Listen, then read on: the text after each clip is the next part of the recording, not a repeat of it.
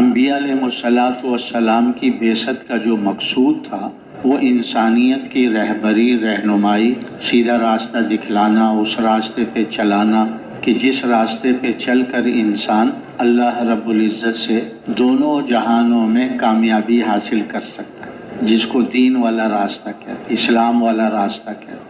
اس لیے کہ اللہ رب العزت نے انسانوں کی دونوں جہانوں کی کامیابی کو اپنے پورے دین پر چلنے میں رکھی۔ انسانوں کی کامیابی کو اللہ رب العزت نے نہ ملک کے ساتھ جوڑا ہے، نہ مال کے ساتھ جوڑا ہے، نہ ہی دنیا کے اس پھیلے ہوئے ساز و سامان کے ساتھ جوڑا ہے، بلکہ اللہ رب العزت نے انسانوں کی دونوں جہانوں کی کامیابی کو اپنے پورے دین کے ساتھ جوڑا ہے۔ ہر زمانے میں جو انسان کامیاب ہوئے ہیں وہ دین اسلام کی برکت سے ہی کامیاب ہوئے، اور آئندہ بھی جو انسان کامیاب ہوں گے وہ بھی دین اسلام ہی کی برکت سے کامیاب ہوں گے۔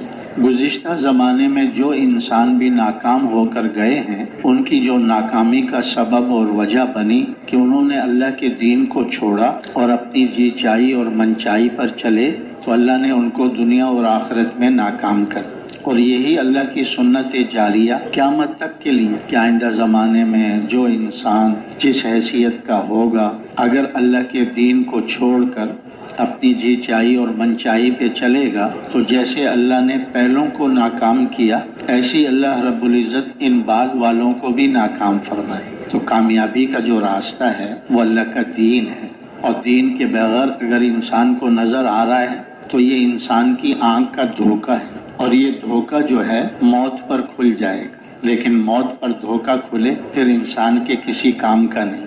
موت سے پہلے اس دھوکے سے نکلنا ہے۔ پہلی قوموں پر بھی موت پر دھوکہ کھلا تو روئے چلائے کہ اللہ بس اب ہم نے دیکھ لیا، ہمیں تھوڑی سی مہلت دے دے، ہم کوئی نیک عمل کر لیں تاکہ آخرت میں ہمارے کام آ جائے۔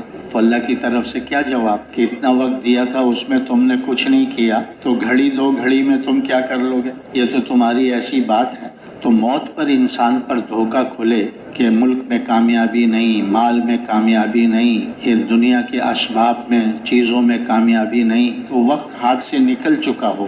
ہاں، موت سے پہلے آدمی اس دھوکے سے نکلے تو پھر اپنی اصلاح کر لیتا ہے، اپنے معاملے کو اللہ سے درست کر لیتا ہے۔ اس کے لیے اللہ پاک نے توبہ کا دروازہ کھلا رکھا ہے۔ یہ جو توبہ کا دروازہ ہے یہ موت تک کھلا ہے۔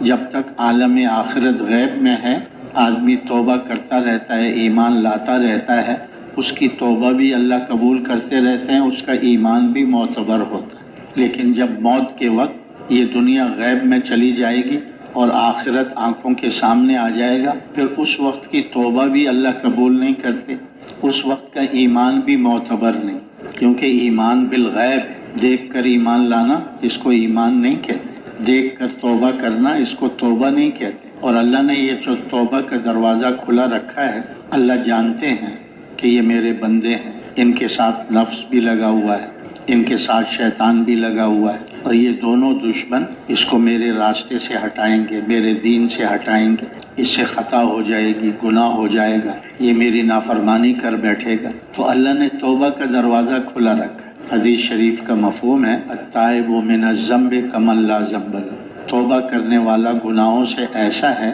جیسے کہ اس نے گناہ کیا ہی نہیں۔ اللہ تعالیٰ اپنے بندے کی توبہ پر بہت خوش ہوتے ہیں، اتنے خوش ہوتے ہیں کہ فرشتوں سے فرماتے ہیں آسمانوں میں چراغاں کرو۔ فرشتے عرض کرتے ہیں باری تعالیٰ یہ کس خوشی میں ہے؟ کیونکہ چراغاں لائٹنگ جو ہے وہ تو کسی خوشی کے موقع پر ہوتی ہے۔ تو اللہ پاک فرماتے ہیں میرے اور میرے فلاں بندے میں صلح ہو گئی، اس نے مجھ سے معافی مانگ لی ہے، اب وہ میری نافرمانی نہیں کرے گا، اس خوشی میں تم آسمانوں میں چراغاں کرو۔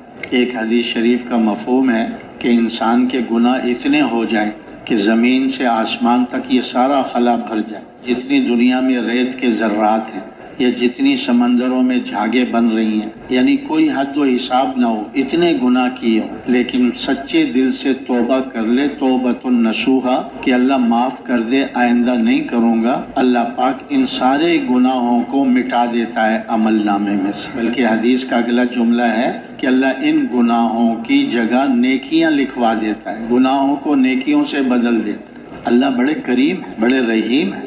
تو یہ توبہ کا دروازہ بھی موت تک کھلا ہے، جب تک عالم آخرت غیب میں